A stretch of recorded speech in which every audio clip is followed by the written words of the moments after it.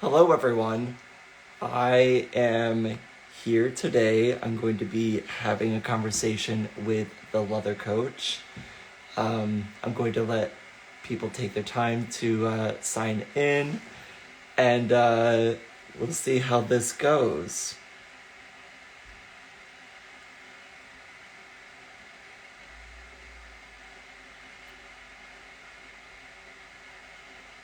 I hope everyone is having a great Saturday.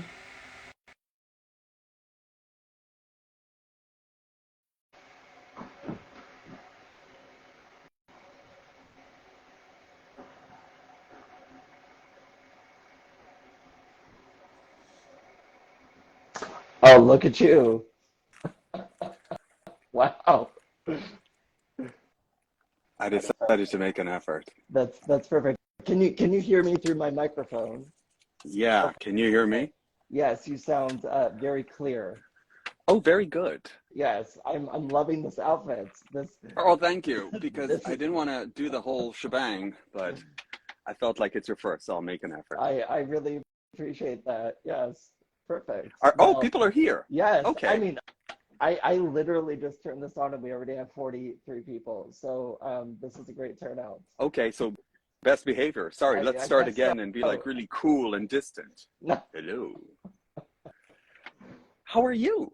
I'm doing well. I'm about to do some Saturday cooking or like kind of kitchen work. And we're gonna just chat while I do that. How are you? I, I am good. It is actually the first weekend I have had in a really, really long time that I didn't have to do anything. Mm. I think we spoke about that a Yes, couple of weeks ago. This yes, idea of scheduling even something really pleasant in the right, weekend can feel so obstructive and can just crush creativity and joy. This is different right. because we knew we were going to do this, but I don't know. I'm 42. I like my weekends to like do nothing. And if I choose to do something in the moment, I choose. Otherwise, it kind of stifles creativity. What do you think? I totally agree, and I feel like I mean it depends on what I'm gonna be doing, right? Like this for me, I don't necessarily feel like I'm putting on one of my many masks to survive in society. I feel like I'm being myself, right? So then it's not so draining. But if I have to like be out in a place where I feel like I have to be more conscious of what I'm doing, what Yeah. I'm saying, whatever, then yeah, it's a little bit taxing. Yeah. No, it's funny. We're around the same age, right? You just Can I tell people? Like you just turned 40, right? No, no, I'm younger than that. Wait a minute, how old are I'm you? 37. You're 37. So where did I get this idea that you just turned 40? I I'm not have quite no sure. idea. A lot of people think I'm older than I actually am. No, no, I mean, in fact, like I don't know how old you're supposed to look, but we get to this point where we kind of identify the people who give us energy and we identify the people who might be a little bit of work. And at this point in my life, I try to spend time with people who give me energy. Yes, Otherwise, I don't have the energy. I certainly agree, and I'm maybe, I sometimes classify people incorrectly as thinking that they may be more work than they actually are, but yeah, I'm a little bit more careful now of how I spend my time, I would say. Yeah, yeah. I guess it's the privilege and the luxury that we have, at this point in our lives. If we Yes, don't want yes, to do something, or if we don't like someone, we really, we're not in our 20s trying to like make everyone like us and like be the cool it person or to just be surrounded by friends. Friends are work. I'm happy to have a small circle of friends right. and dedicate myself to them. Exactly. And I feel like now in our age, we've experienced enough that we know what we like and what we don't like. And Yeah. we don't have to necessarily suffer from FOMO. We can just Mm. be like, you know what, like, I'm fine on a Saturday not going to a loud place and just enjoying my time at home. I agree. I have made my peace with FOMO and now it's just Mo. Now I'm Exactly. just missing out and I'm good with it. It's like people are like in Berlin at Easter. It's like, why aren't you here? And it's like, because I'm here very happily on my couch Yes. and I will see you Yes. soon. So enjoy and I'll talk to you when you're back. You know, although I'd love to go to Berlin, but you know, money. So what are we making today? So, the first thing that I'm going to be making is something I always have in my pantry, which is some granola, right? So I make like a muesli. So I have some oats, and then I'm getting some like pumpkin seeds, and then I'll just get some dried fruits, some nuts, and kind of just assemble this. Like I ran out of it. I always have it in my pantry because I like to have yogurt sometimes in the morning. So I like to have yogurt and this muesli. So that's one thing that I'm going to be making today. That's kind of one of my Saturday activities for the week. Question. Yes. Will you make me muesli on the Saturday morning before we go to Um, Syracuse Pride? well, it's quite possible that I will already have some of this still left. So it may not be a fresh batch. But yes, you will certainly be able to taste my muesli. I was looking at flights today, and it's a complex issue getting from Syracuse, getting from New York to Syracuse, and then Syracuse to What about the Washington. train? Well, if I wanted to spend 9 hours on the train, Well, from New York to Syracuse, it's like 5.5 hours.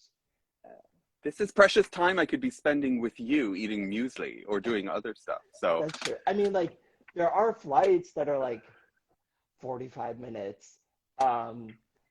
It depends on basically if you can find a deal or not. You know, sometimes the ticket is like less than the train. Sometimes it's a little bit more. problem with the flights is that they leave at 6 a.m. and I like to sleep in. Yes. Steve, So, how's your week been? it's been a week. It's been like a full week, I would say. Me too. Me too. I'm I not going to pretend. I am drained and tired. Yes, I am happy that this is happening. And like after our little live today, I am probably going to go through like I'm going through my closets and going through parts of my house and like decluttering things and getting rid of crap that I don't need. And I'm just looking forward to just like cleaning things out and just like coming back from IML, which I'm going to next week, coming back and just having a house that's a little bit more breathable.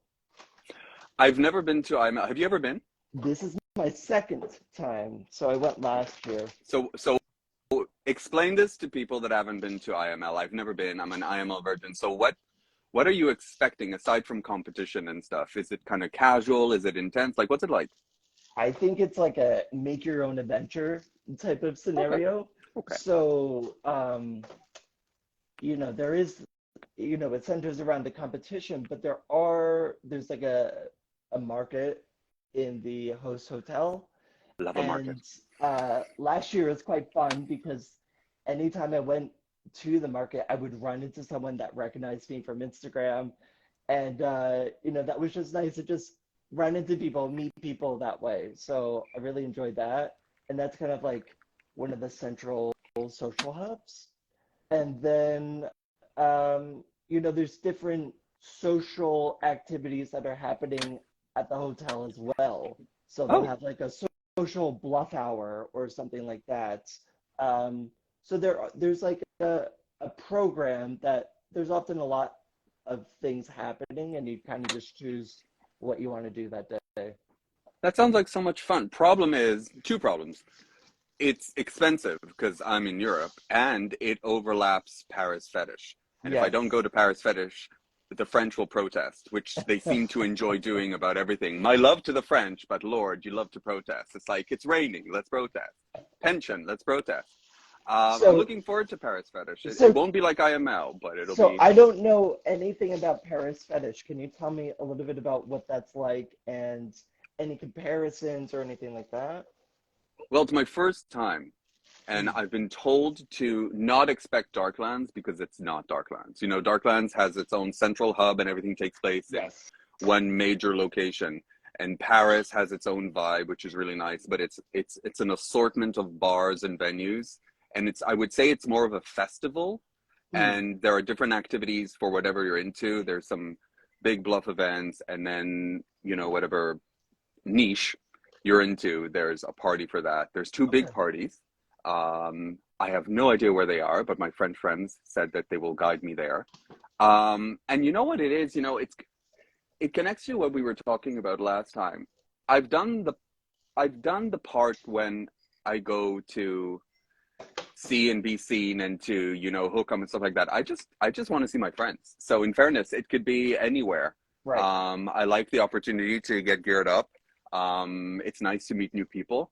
But Paris and I have this thing. So I will report back, and maybe next year we can drag you over here. Yes, yeah, that would be, I want to hear about it. And then if you have a great experience, which I'm sure you will, I will certainly have to check it out at some point. Just give me 2 weeks to recover Okay. because I suffer extreme event drop, and it's this kind of gap that happens when you have all this adrenaline and you're all leathered up and you've got 2, 3, 4 days where it's nonstop and you're running on love and adrenaline and, sometimes a little bit more if you drink, that's great. Yeah. And then you get home and you take your boots off and you decay for about a week. It's like, I don't need to look at leather for a good few weeks now. I am done. I am complete until funny the next event. because you use the word decay, and in those scenarios, I use the word recover. I feel like I spend so much energy at those events that I need to just like sit in my house in complete silence for like a Yes. week and not do Yes. anything. But I don't think I'm decaying. I feel like I'm coming back into myself in a way. Yeah, it's kind of like good scrubbing and just comfy clothes. But the thing is, it's so funny. I think we were talking about this when it came to people. I think I've identified there are people that give you energy and people that take energy out of you. Yes. And there's things that we do that give you energy and take out energy. I remember when I first became a trainer for the coach training school I am, and I was like, oh, holy shit, how am I going to feed this into my schedule? I'm so busy. And it was one of the things that gave me energy. And you would think that a full weekend in IML or Paris Fetish would be draining. But the thing is, it fills me up for a good few months. And Yes. it just charges me up. It's the people, it's the gear, it's the environment. I love that we have it. I love it. And I really just love at those events, just the people you run into, like the things that you did not plan for, and like the conversations that you end up having. That can be quite magical, like just meeting someone that you didn't even know about and having a lovely conversation, and you're like, oh, that was nice. I know, it's amazing. Last time I went to Mr. Leather France in Bordeaux, I kind of hogged this guy Nacho, who might be on the call, who ended up winning. I hogged him for the entire weekend, and I felt bad because I didn't get a chance to speak to other people as much as I wanted to, because I was just having the most amazing conversations. I mean, even my husband, when we went to Paris for the first time, he was like, these people are amazing, like scientists and like doctors. It's like, yeah, we come in all shapes and sizes. Right. We're more than just leather. We're many Right. things. Oh, Lord. So So I have a question for you. yes, go for it. Can I ask? So we've been talking for a while. For those who didn't listen to the last call, I mean, we didn't invite people over to the first time we spoke, which lasted for about 3 hours. But I was curious, okay? So we were talking, I think, about coming out and that whole process. And we were saying it was like a second coming out. Yeah. And you never really told me about your coming out, or specifically, like, let's look at it as coming out and coming out the sequel. Okay. There's the coming out as gay, and then there's the coming out in this. Yes. So fill me in, like, when did that happen? Because I don't know that part of you. Yeah, I mean, like so where we're gonna start is like really early. Like how I grew up is I grew up in New Jersey, in a very rural part of New Jersey. When I say New Jersey, people think like cities and things like that, but I was in the middle of the woods. And I would say for the most part of my early childhood, I was quite isolated from other kids. Right. So it was not until I went to kindergarten that I actually like interacted with people outside of my family. Like, you know, my mom had like a few friends that had kids, but like that was the point. And I remember the first day of kindergarten looking at all the other boys and being like, I'm different. Like Mm, there's something here. There's something different here. mm, And not having the words, but just realizing like that first day, yeah. there's something off. And then it was like this gradual uh, process, probably around like 9 or 10 of kind of like learning, you know, seeing gay people portrayed on TV, on like reality TV essentially, Right. and having the words and realizing that there was something, some connection there. And then I came out to myself probably when I was about 12 or so. And that's when I had the internet. The internet helped me come out, and I was on the chat rooms. I don't know if you ever used like Yes. IRC.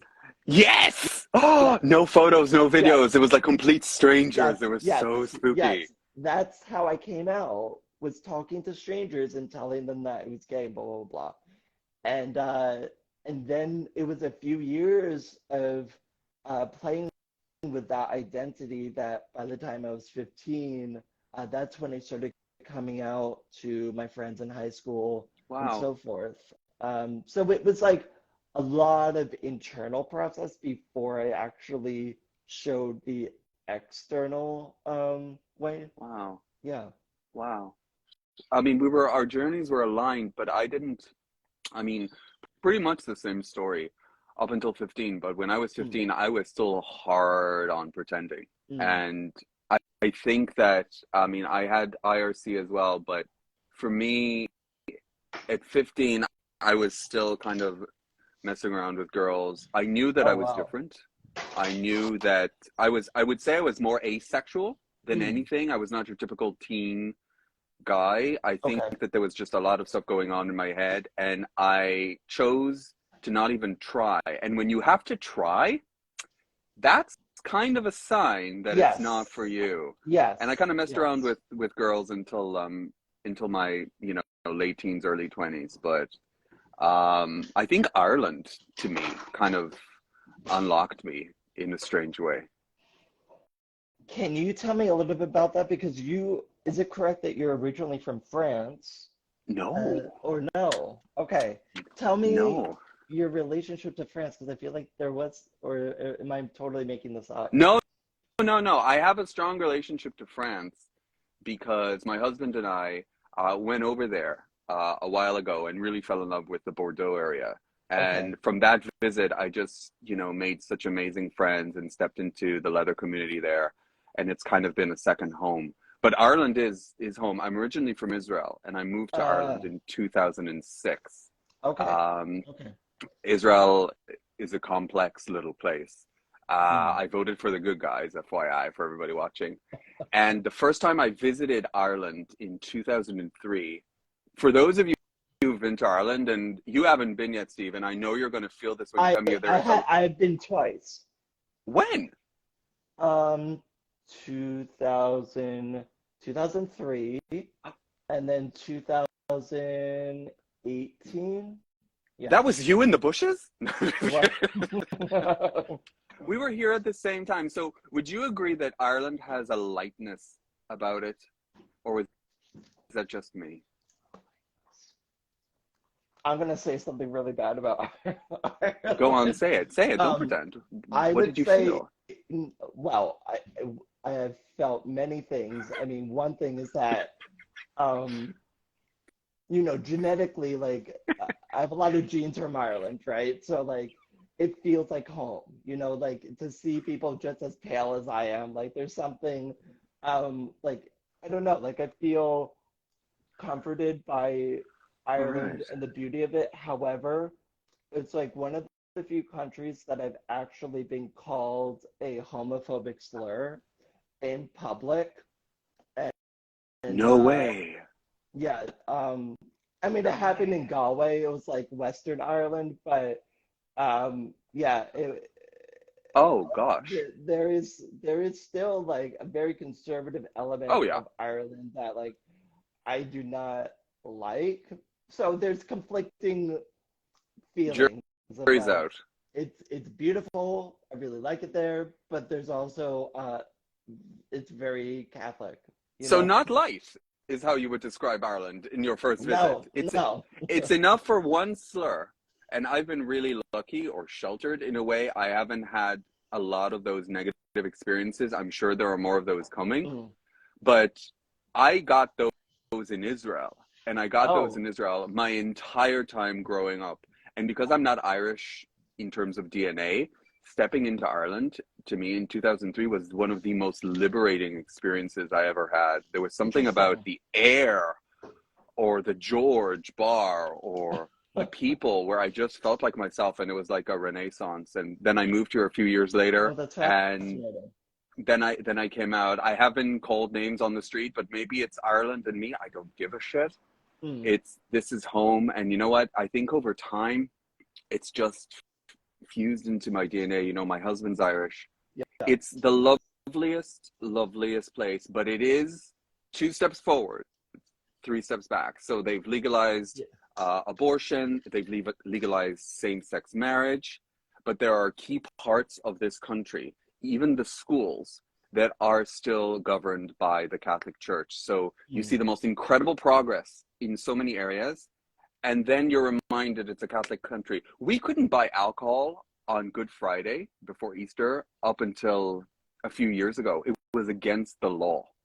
You know, it was Right. against the law to have anything open. I remember me sitting with my friends on Easter weekend with nowhere to go because all the bars had to be closed by law. But despite Yes. that, there's a magic to this place. There is. Um, There is. and I would be a completely different person if I didn't come here. I'm oddly Mm. getting emotional because what Ireland's giving me and what my family has given me by enabling me to move here is, you know, my husband, my career, me, basically. I need to show you the better side of Ireland. It's official. We're gonna have to do some damage Well, control here, Steve. I don't mean to say that I think that all of Ireland is crappy. By no means. I really enjoy the country, but there are, you know, I just haven't experienced, let's just say. But I've seen all of Ireland. I think it's beautiful. I really enjoy it. Yeah. It's amazing.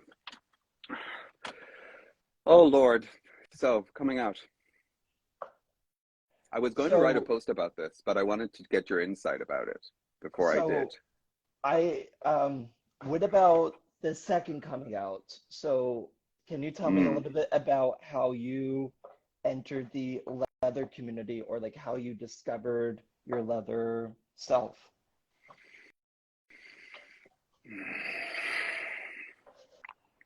There's a post in there. I need to kind of figure out my thoughts Right. because I never realized until I got onto Instagram, and I think you're probably the same, Steve, that it was a second coming out. Hmm. Like I was so in it that I didn't see that I wasn't able to zoom out and realize, wow, this is big. And it was big. It started, I mean, when I was 15 already, or kind of sorry, yeah, when I was 15, I got leather pants or leatherette pants because I just loved the feel of them and I loved the Hmm. way they made me feel. I thought they looked cool. Yeah. And because I was pretending throughout my teens or just unsure of who I was, it wasn't until I really kind of stepped into my 20s and again moved to Ireland where I gave myself permission. And I think that's a Okay. big word, permission to try things, permission to not follow the rules, Hmm. permission to be kinky, permission to just not give a shit. Yes. And I've been exploring ever since and just kind of finding my way. I'm really lucky though. I'm really lucky because I got married right around the time I turned 30. And my Okay. husband's not really into gear, Hmm. but he's really, really embracing of it. He's really welcoming of it. And it's not that I needed permission from my husband, but he's completely supportive. Like he loves that I'm doing this with you. I mean, he's on the couch playing PlayStation right now. He would come to events every now and then, but having that person who is on your side who you don't have to be, I don't know, I don't know if this sounds weird, but you don't have to be embarrassed about gearing up before you go Yes. out, or Yes. that you're packing an entire suitcase full of dead cow. That's something I didn't Yeah. know I would have. And Or it's I empowering. think what affects me is if I perceive that they are embarrassed by me gearing up, right? Like I want someone who's going to support me being my weird self. And if I'm in a situation where I don't like that, I feel like I have to edit myself even at home, like Yeah. that's not gonna work. Have you dated someone who wasn't into it, and it might have been an Um, issue, if you don't mind telling me? I would say that as I reflect back on many of my relationships, Okay. um, I think that it's always been an issue, right? Really? Even when I wasn't, maybe even when I wasn't even identifying as a member of the leather community, Right. I've always been interested in more kinkier scenarios.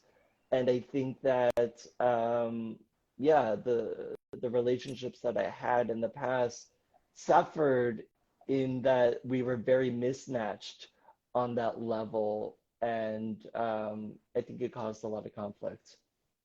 Yeah, I can imagine. I got this message a while ago from a guy who really wanted to really be submissive with his Mhm. boyfriend, and he didn't know how to say it to his boyfriend, Yeah. because once we have a dynamic with someone that's kind of framed in vanilla, it's really hard to show up 3 months later and say, actually, I'd love to fist you. Right. Right. It doesn't just make its way into the conversation.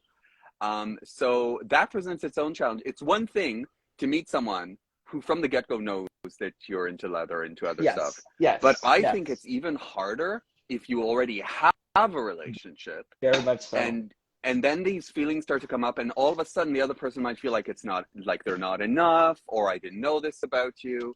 So what I said to this guy Yeah. was, just have a conversation, because I want to know what you think about this, Steve. The difference between I, and maybe the people on this call, and people who may not be into it, is the fact that we're just open about it. Like, it's not that people who are married with 2.5 kids in the picket fence have the most standard vanilla sex, or have no fetishes. We're just choosing to kind of embody it even more. So I don't think the difference is that we have fetishes and other people don't. I think we're just more open about them. What do you think? I think that that is certainly a possibility. I think that one additional thing I would add on to that is to be open about it is to basically not have shame about Yeah. it. And I think that, if you're talking about heterosexuals, there is this heteronormativity that Yeah. hangs over society that sometimes, a lot of people can't unshackle themselves from, right? Yeah. And that's the whole second coming out, right? Like, is kind of understanding this programming that we've gone over, through society, and like unleashing that shame and kind of just being like, I don't care, I'm going to be open, like Yeah. this is who I am about it. It might be easier for us because we're Yes, gay, because we've I do had the think so. experience of being divergent, that we have already had the coming out, or that we already know that we do not necessarily play by the rules. So maybe Yes, that empowers us to I think just make our I own rules. I think so. I think that the fact that we've already done that processing, often a lot of us have done it at an early age, there is a liberty that we can live Mm, a little bit differently than heterosexuals. Like there's a little bit more flexibility there, and yeah, yeah, perhaps that's what's at stake here. I agree. How's the cooking going? It's going well. So I have the oats in the oven, Let me see. and I am cutting up some dried fruits here. So that, that's what I'm doing. Show me your fruit. Are we going to do some cooking together when I'm in Syracuse?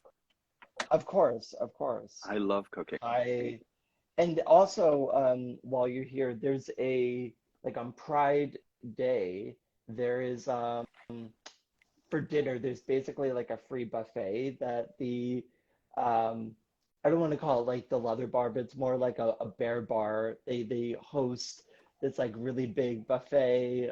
It's really fun. That sounds So amazing. yeah.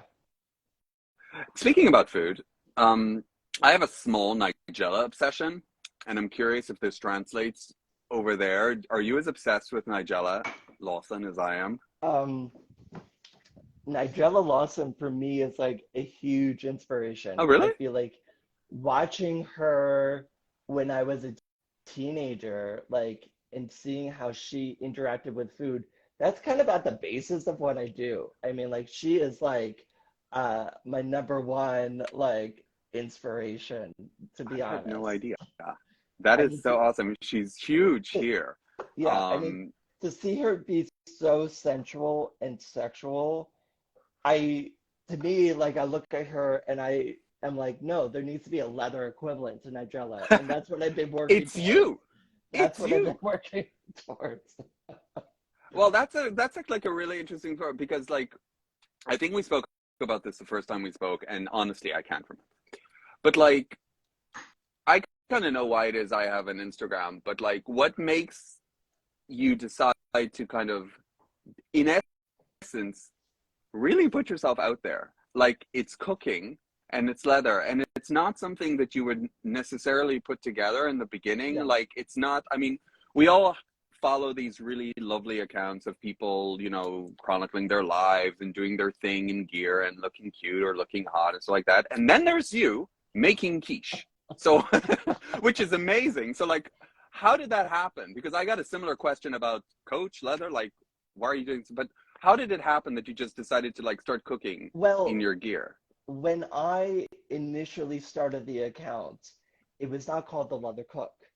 Oh, It was called Cook with Steve, oh, and that was its name for about a year.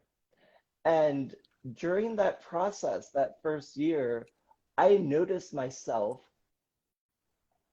basically, how do I want to say this, like presenting myself as if I was at work. So presenting a more oh, tame version of myself. And like got it. within a few months, like I realized like I feel constricted. I feel like I'm not showing my true self. And there was this inner conflict that started to arise in me. And then I slowly started being more playful and slowly add more leather to this. And really, that's when I started getting traction, is when I was myself. And when I was like, I'm going to just be in the kitchen wearing leather because that's what I feel like doing today.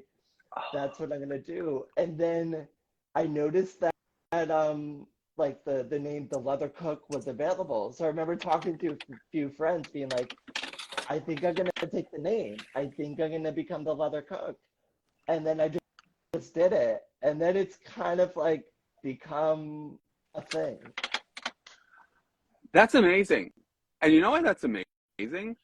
Because it's this construct that we give ourselves, that we want to do something new or something that we're passionate about, and then we layer it with all the rules and the expectations, and then we step into it, our being our everyday work selves, or this idea Yes. of what we should do, and it's fun and it's fine, Right. but there's something missing. And I love that you kind of naturally just evolved it into being more you, Yes. because Yes. I think that's what happens to everybody. We start by, pretending or kind of masking or just doing what we think is the right thing. And then we just get comfortable, and then we just take another step and just be ourselves. I think that's amazing. Yes. Yes. Yes.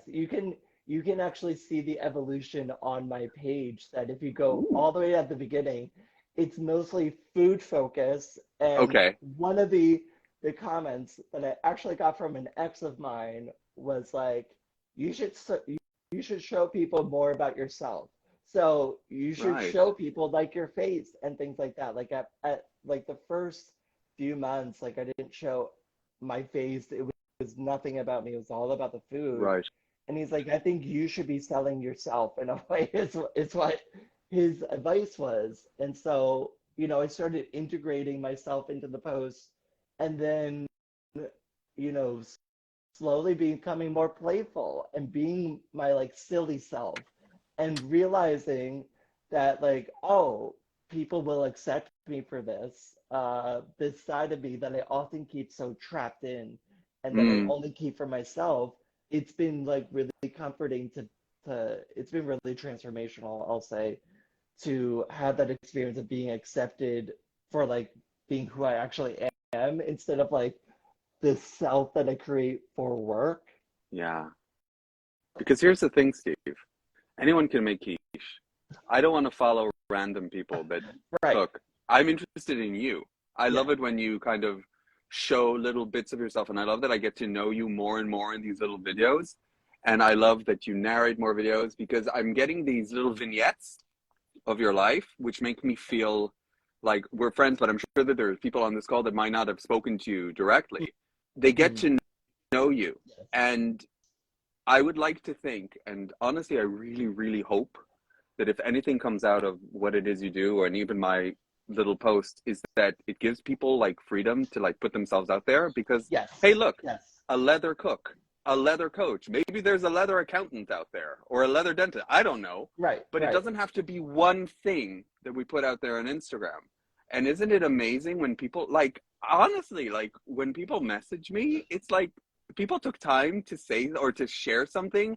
It's the Right. most incredible thing because of my silly little posts and videos and because of your videos, people feel something positive. That's amazing. Exactly. And it's because I gave Exactly. myself permission to be goofy and touchy feely and stuff. I've never had that before. I'm being Exactly. honest. I was always Yeah. so afraid of what people would think. I still have moments. Yeah. Do you have those moments before you press um, post Yes. and you kind of go, Yes. are people going to think I'm an idiot? Let's Yes. post it. And then you Yes. get messages and you're like, okay, I'm an idiot, but people like it. Exactly. Yeah. No, I get that all the time. I wonder like, am I sharing too Yes. much? Is this not going to be received well? And I'm always so surprised, especially in this community, that people really, I've never gotten like hate, let's say. Yeah. Like people seem to be very supportive and receptive to what I say, and I really think that that's helped me so much. Huge. See what I'm Jody? Yeah. There's two posts. I want to hear yours, but I'm going to share. There's two posts that looking back, like I haven't been posting that much, that really freaked me out when I posted them. The first Mm. post was when I posted a picture of myself before, like when I was really in like a dark place, and I posted the most god awful photo of myself that I took for an online coach where I looked horrific. And I knew that posting this was going to be a big step, and I'm really happy for the response. The second post was actually the last one I did about the Bethesda fountain. I Hmm. was really scared when I was writing that because that was a really, really private moment. Like, and some people could really take the piss out of this guy who stood by a fountain and had this little epiphany. And I needed, if I'm to continue doing Instagram, I needed to post that for me. Like, I needed people Yes. to know that Yes. I went to New York a few years ago and I stood by the Bethesda fountain and I knew that there were two ways for me to exit Central Park. I could exit Central Park and continue compromising and be the same compromised version of who I was, or I could fucking own my shit and know that there's enough stuff happening for me to make a change now. And then when I Exactly. went back, which was like an awful experience because of the rain and the sickness and everything, and I got there. God, Steve, like I remember getting to the fountain on that awful day and going, fuck, I did it. I kept my promise and I'm going to keep going. And that's really, really private. And I got some really nice messages after it, which means that I didn't overshare.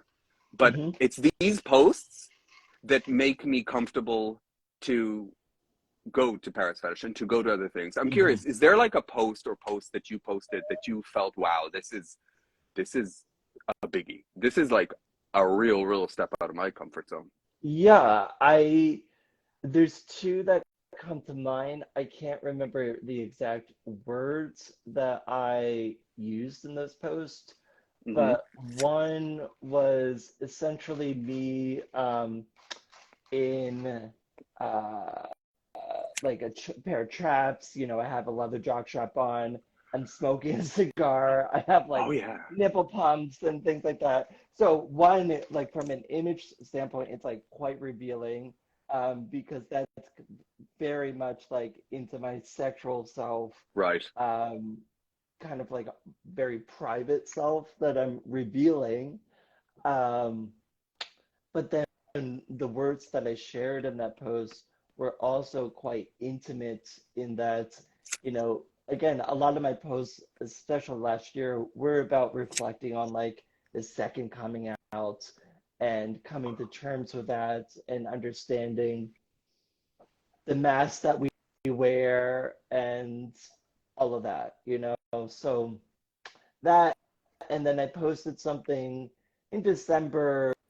You know, this one was from my basement in which I had a group of friends come over one day and we Right. did filming for basically the backdrop of a dance party that I co-host every few months. And so we filmed many different scenes in my basement. And in one scene, I am basically strapped down on my like chair. I have like a restraining chair, and you know, friends of mine put nipple clamps on, and like, you know, I'm vulnerable, I'm exposed, and you know, I had that photo on my phone for months, and you know, it took me a while to get to the point of like sharing that. Uh, and then again, it was all about freedom through submission in a way, you know, and reflecting on that. On behalf of everyone, thank you for those posts. They're hot. Thank you. Um, and because I know you, I can tell when there's a post that is different or another step. And I like that because one of the things I like most about you, Steve, is that if there's anything that you put out there, and I'm being really, really honest here, is that you don't try to be anything other than you're not. And for anyone who doesn't know you or who might see these vignettes, you get this soft, bubbly, soft cooking Steve who, you know, is walking you through a recipe or an interesting article. And then we have the scenes from down below, which are Yes. like, hello. And I love that you're putting it out there because you're all of that and more. And I think that people get stuck with this idea that we have to be one thing in order to be Yes. sexual or hot or attractive. We have to fit into this image.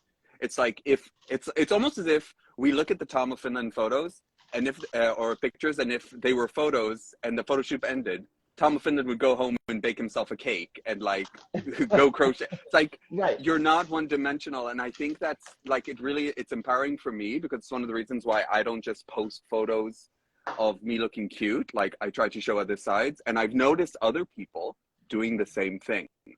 Yes. And not to say that I think it started from you, but I love that we're seeing these Well, multi-dimensional people because that means we're making it approachable. We're expanding what it is to be in yes. leather. And I think it's important to do that. I could not agree more. I think that, you know, you can see many pretty boys wearing various leather outfits, Mm, but I think that the most rememberable things for me are when people share elements of their journey or things that they're thinking about, and yeah. they take the time to reflect. That to me is you know, that to me is sexy. And so Yeah, to, you know, I want to say thank you if you think that I'm like inspiring other people you to are. go down that step, because that's what I am hoping to do with my project, at least one of the things that I. You absolutely do.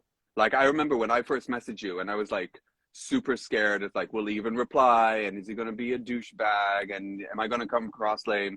It's because someone posts something that makes you feel something or see something that you get the courage to even message someone Yeah. or just put a smile on someone's face. I'm curious. So like, okay, so congratulations on your little blue check mark. Oh, That's That's quite Well, the I achievement. I did nothing except pay Meta some money in order to get it.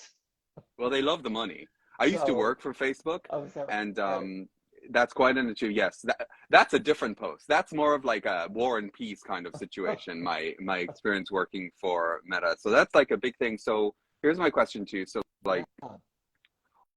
what haven't I seen on your Instagram yet that that is coming, that maybe not now, maybe like in a year or two, but like what what's coming? Whet my appetite, Cook. I mean, do you want what's coming in regards to food, or do you want to have what's coming in regard to like things I'm currently processing? Let me do this. Okay, so in coaching, there's this technique called the, well, we call it the as if frame, but like just imagine. Okay, so just imagine you could press a magic button. Okay, and achieve everything you wanted with your Instagram. It was a full reflection of you. It was a representation of who you are and what you love, and you Hmm. would feel complete and inspired and motivated, and it would be rich and full. What would that Instagram include? I don't see it. How do I want to say this? I feel like my Instagram in some ways is already Mm, there, but what it will include are additional experiences that I am going through that I have yet to write, you know, and yeah, what I've been debating on is how I want to go forward in regards to the posts that I have that are more like reflection yeah, based of, you know, because I feel like when I write those posts, you know, it's often that there's a lot more that I wrote and I edited down into something that fits the meta format. So I've been debating, like, you know, I feel like I am at the limits of what Instagram can provide. okay. Uh, and it's a question of whether I start doing more work on my website and having different avenues Oh, there. Now, one thing, you know, that I will say is I plan on doing more lives okay. like this. You know, I think that that is something that I'm hoping, you know, I feel like this went very well, and I'm hoping that other Leathermen will be interested in having conversations about their experiences or about whatever they want to talk about. Um, I think it's going to go in that direction. Right. Um, but I I definitely like see that. myself expanding in many different social networks, let's say. And you know what's cool is that you don't have to decide right now. Right. And like when you started doing your Instagram, sometimes when we start to format what we're going to do and try and do it in a certain way, that's when creativity dies. So maybe it's nice to have that vision of what you would like it to be, but part of your process is just going with the flow and what feels right for you on that Yes. day or on that weekend. And that's where things stay organic and true. I mean, nobody wants a marketing machine. No one wants you, nor I, nor anyone else to turn into this premeditated influencer that Right. creates content because you know, it loses the soul and it loses the spontaneity. Um, Exactly. that's an interesting question. I'll tell you what I want to do more of. Yeah, tell me. Tell me. I I like I like posting photos and little things that go with them, and I like doing videos. I want to do I want to do something like community coaching or something. I don't know exactly. Maybe it'll be lives or something. I don't know, but I want to Hmm. do like, because I get a lot of interest in coaching, but it's not for everybody, and there is a bit of investment involved. Maybe there's something to be done on a more kind of bigger scale of like doing like a group or something, just some basic tools and basic stuff like that. Because Hmm. I really I'm pissed off that I went through 42 years, not 42, but like it was 32 years of my life at that point, and I didn't know how to express myself, and I wasn't given the tools, and I Sure. wasn't Yeah. given the techniques on how to clarify stuff and how to achieve my goals. Mm-hmm. And it pisses me off that coaching and the stuff that I do is very much for people who have the privilege of money and time. And there must be a way to be able to make it more accessible. And if you and I are serious about, you know, expanding this idea of leather and, you know, putting ourselves out there, I want to give more people the opportunity to do that. I want them to be more leather accountants and leather dentists. And Yes. I want to expand this idea of what is appropriate in leather, if you know what I mean. So I don't know. I haven't really, I have to think about that. But yeah, I think that's where my gut is going. I really like the interactions that I have with people. I think that makes everything. You know, I don't think that this would be so fun if I was like speaking to a void. You know, if I didn't have interactions with the people that follow me, I don't know if I would actually have, you know, it's like a giving back, you know, and I feel pretty inspired by the reactions that I get to people. So, yeah, I think that just increasing participation and interaction would be great. It's about conversation. Yes. That's the thing. It's just, I want people to talk to each other more, and I want people to have real conversations with themselves about who they are and what they want. I want them to fucking go for it. I have zero tolerance and zero patience for people who moan. I'm sorry, because I used to be I'm Jewish. It's in my DNA. I moaned and complained for a good portion of my life, and I felt stuck for over a decade, and I want people to break out of that. I do. So get aggressive. Okay, Steve. So this is the part of the conversation where I'm going to hit you with questions. I literally thought of this an hour ago because I thought it would be fun and because I knew you would have to bring whatever you're making together. So I'm going to hit you. I have 13 questions. I'm going to hit you with these questions. I know they're really quick. And here's the thing. Everybody who's on the line now, I want you to answer in the chat as well because this only works if everyone participates, okay? Thank you, Matthias. Are these so are you ready? You have to tell me, are the responses one word or like how many words am I giving? What about they're brief. They're brief enough. And do you just want like first reaction type of things? I take it that these are not like super thoughtful questions because I have a they get problem, thoughtful. I have a problem of making things a little bit too complicated sometimes. Don't worry, they're not that difficult. Here, let me start with the first question. Okay. Favorite food? Oh dear. Okay, inspire him in the chat, everybody. Eggs. Okay, I would have to say basil. I love basil. Really? Anything with basil or basil. It's just it's a thing. Okay, least favorite food? Eggplants. Really? Yeah, they're too oily. It gets me a headache. I have to make you the fried Middle Eastern eggplants that you can fry and they're just crisp. Really? I've never had a fried eggplant that does not make my body feel like crap for days. Right. Okay. Yeah. Fried food does not work for me usually. I'm a hummus snob because I'm from Israel. I cannot stand store-bought hummus. It's inappropriate. It's offensive to me because I have had real hummus in the Middle East. Okay, best meal you ever had?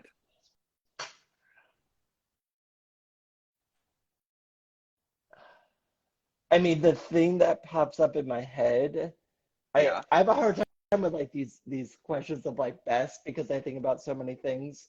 But the thing that pops in my head is for a friend's birthday party. This was probably about 5 years ago. We went to, I want to say, I think it was like Lebanese restaurant, and it was like a 4-course or 5-course meal of different, you know, Lebanese dishes, and it was, you know, just the whole spread of having everything. Essentially, it was just so wonderful. I have to say, like, I love a lot of different types of food, so I have a hard time saying like this is the top one because I have many lovely experiences.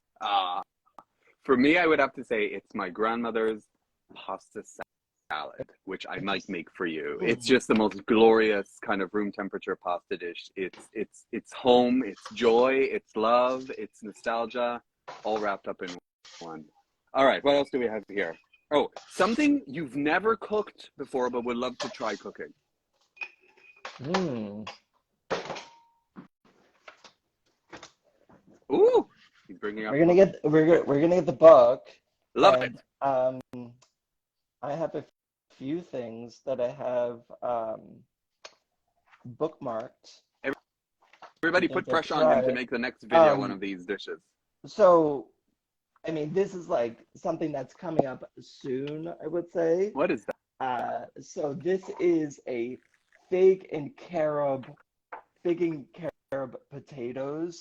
It's basically like combining figs and chocolate into these like nice little desserts. So I have no idea what this will taste like, but this is something that is on the docket for me. Maybe since you're Jewish, I will make these Oh my Jewish God. cookies. Oznei Haman. Jesus. Now I'm a very bad, like, if there's Jewish and then there's me on the other end of the spectrum. I'm Jewish by heritage and by my obsession with hummus. Mm. Okay, let's switch here. These are more interesting. What is the biggest turn on to you in someone? Um, there's several things that Okay. are important for me. One is I really like guys that take care of Okay. themselves. So, but take care of themselves not just physically, but mentally. Okay. I want someone that's really like I want someone that's intelligent Right. because I feel like in order for people to be really kinky, they need to be intelligent to get to understand the kink in a Okay. way. So I think that that's like the number one for me. Mm. I want people to write what turns them on in the chat. Gear. Okay, well, that goes without saying. Like Yes, yeah. gear. I would have to say someone who knows who they are and is confident, being goofy or funny or dumb, or like just someone not arrogant, but someone who's just themselves. I Yes. find that so hot, so Mm, hot. very much Okay, so. here's the opposite side. What's your biggest turn off? People that just talk about themselves and don't know how to ask questions. Hmm. Yeah. I would say arrogance, which is kind of closely related. Like, Yeah. I could see the hottest guy, I could speak to someone, and then when I figure out that they're too into themselves or Yes. Yeah. all about the persona or the attention, I go limp. Really, it is not my thing. I Okay. have to say, yeah, I totally agree that there have been so many times where I'll be at a bar and I'll focus on this guy that I think is like super hot, and Right. then I'll start talking to him and I'm like bored. I'm bored Yeah. within a minute. I'm just like where there's no substance. There's nothing going on here. Okay. Hmm. Let's get down and dirty now, shall we? All right. Of all the colors, what's your favorite color? Hint, hint. Are we talking about the hanky code or just colors in general? If you choose, we'll let people decide if they want to read into Okay. it. Um, I would say, my favorite color just in general, not like sex related, is like a teal green, like that kind of seafoam green that you see sometimes in like the ocean. Yes, Um, yes, that or like the green that you see, like the grass is much greener in Ireland. Like it is. the color of the grass in Ireland is like really majestic to me. It is. So I love that color. Irish green. Irish green. Okay, Yeah. okay. I like black and I like red. Mm. I do. What else we got here? Ooh, here's fun. And I stole this from inside the actor's studio. What's your favorite word? I know this. I knew this would stick. Yeah. All of these questions, like I will be able to answer like tomorrow. Okay. I will have a paragraph. My favorite word. I don't know. You tell me yours, and then Defiance. why? I love it. I love the way it sounds. I love what it represents. Defiance. This pushing back against the norm, the expected. It's the way it sits with me. I love it. Defiance. I love it. It's my favorite word. Yeah, I don't You have an don't have answer. that. I'm sorry. Okay. What's your least favorite word? Mine is should. You should do that, Steve. We should. I hate the word should. What word do you hate that kills motivation or that's like, ugh? I have no idea. Um, you can tell I really suck at these types of questions. Like That's okay. This was an I, experiment, like cooking. yeah, this is something where those types of questions, you give me them, I will write a book. I will Okay. write a book. I will take my time to answer each of those. But like that's where like I know that we've talked a little bit about my distaste of small talk, and that's that's where like conversation for me like dies. Oh, Is like people ask me questions like that, and I'm like I can't answer it because I want to give you a thoughtful answer, and I can't, like my brain doesn't work like that. We can have a conversation about sex and things like that, great. But ask me my favorite, word. I you can't don't answer know. that. Well, I have No. loads of questions about sex, but I think we might have to leave that to the next call. I Let me think ask you so. this one thing. Yes.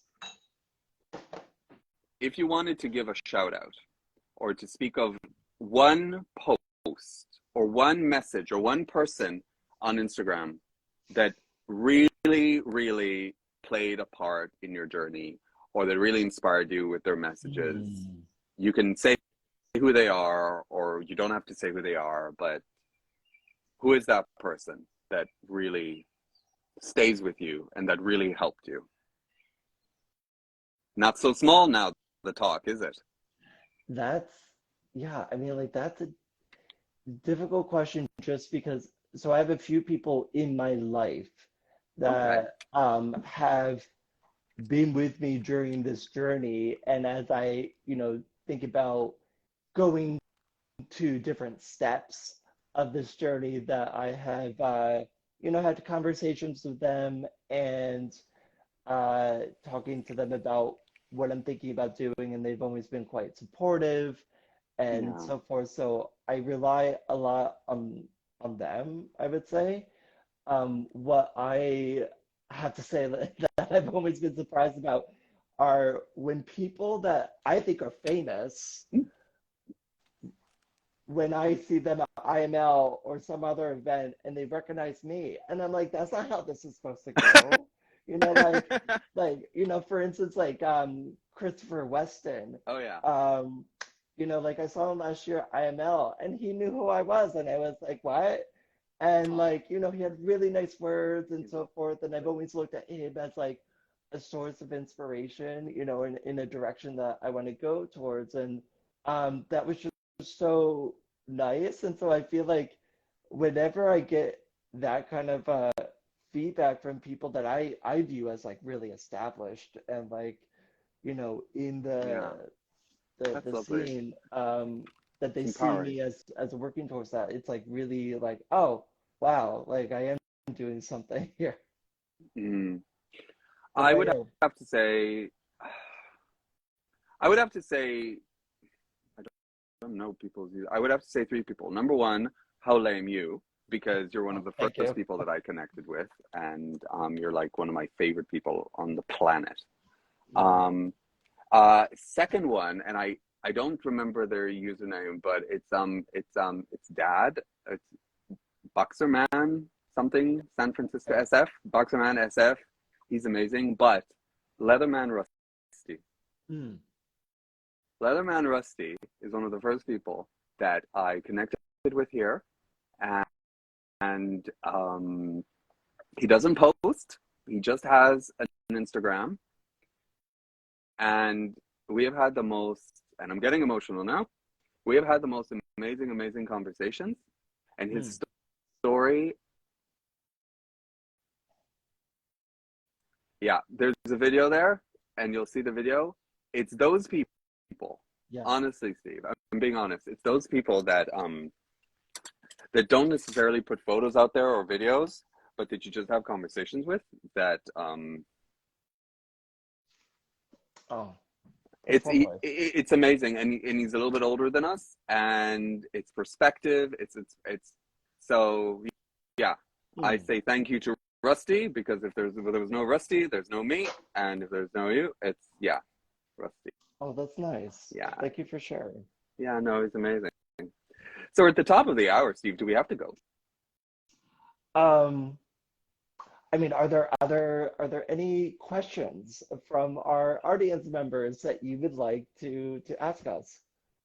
Yeah, it's like no small talk, people. Like, get big, juicy questions. Come on, Yes. keep it clean though. And Keep it clean. We want to keep our accounts. while you're writing your questions, I will demonstrate like a live Ooh. coffee pour. You get something here. Oh, hold on, because you're above me in the video, so I'm just going to like tip over here. Oh, is that how we're gonna do this? That's Yes. how we're doing it. Okay, I'm ready. I have to like position myself in the right way. I don't know if this is gonna work, Steve. But Ah, num num num num. Did that work? I don't think it did. we'll We see. might have to do We'll one see. live Yes. in Syracuse. Good morning to you. Yeah, I just yeah, no, I think we're good. Steve, thank you. I thought that all I wanted to do this weekend was sit in my comfy Christmas pajamas. It's my thing. I like my Christmas pajamas. They're fluffy and warm. We love our Christmas jammies here in Ireland. And I was looking at this call and I was kind of going, God, what are we going to talk about? Like, what's going to happen? Like, you can't plan conversation. And I am now going to go back to my husband with a smile on my face and a pep in my step. And I'm even more excited now to see you in, what is it? 2 weeks? 3 weeks? I think, yeah, 2 or 3 weeks. 3 weeks. 3 weeks. 2 weeks. We're going to have a lot of fun. There was a question there in the chat, which is just so crazy. How do you coach someone to be a better cook? That's a question that I think we need to do like a whole video on. I know. It's like there are so many layers to that question. It's like the first question is that I ask is, why does someone want to be a better cook? What would that give them? Being a better cook, what impact does that have on you and your life? And if you were that better cook, who do you become? You have to connect to the motivation. And then what kind of cook? Yes. Like, that's where you take over, Steve. And it's like food and the alchemy of it all.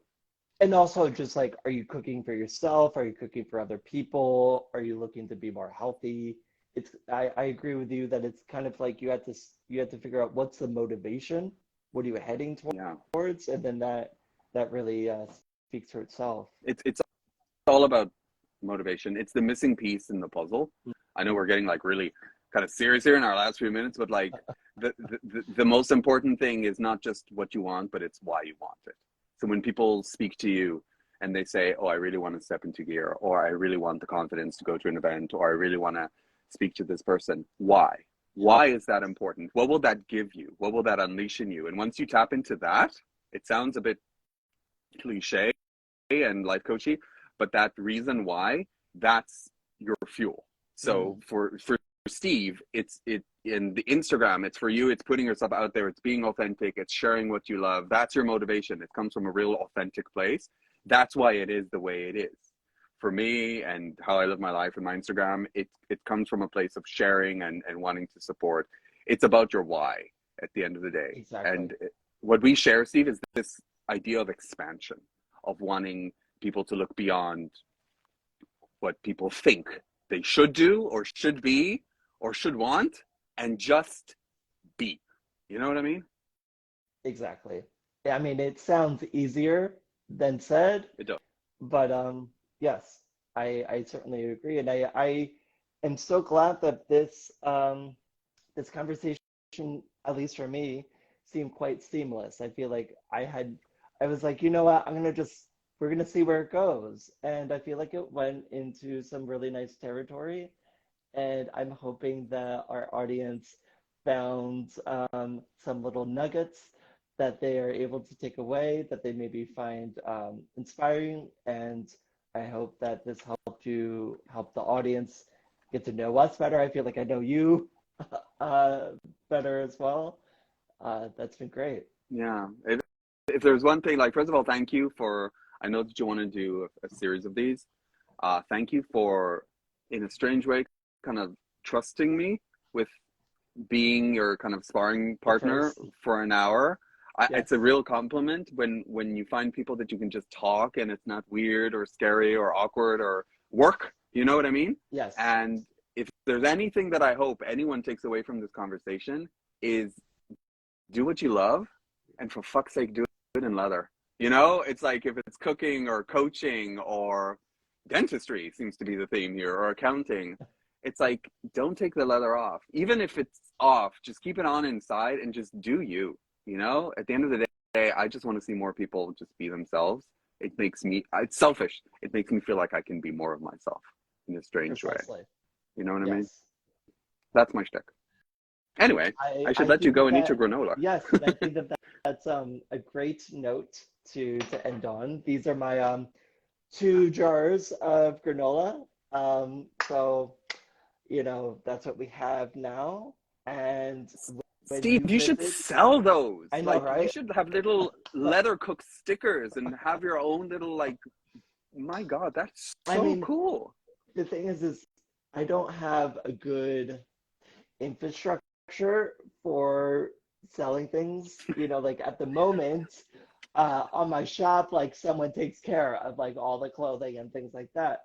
But for my actual cooking, yeah, like I don't have the infrastructure, and I would love to get there. That's a point of expansion. I have a solution. We just need some volunteers here for a small army of boys to just invade your home and, you know, just be your little chopping, storing, pickling. That is my fantasy, to have an army of subs who, you know, each has their own job, you know, and they can help me make this into a business and so forth. That is like the fantasy that I'm manifesting for a while now. So we're darn, it was on the list of questions, Steve, and I didn't get to it. What's your fantasy? Now we know, a small army of subs to pickle his gherkins. Yes, exactly. And many other things. And many a gherkin. All right, Steve, my cigar is finished. And lovely. I'm gonna go spend time. Enjoy the rest of your Saturday. Geez, a giant bee just there to kind of finish off this day. So I'm gonna have to go because I think my time is up. Thank you for having me. Thank you so much. I look forward to the next time. I'll speak to you soon. Bye, everybody. Bye. Thanks for the company. Bye, everyone.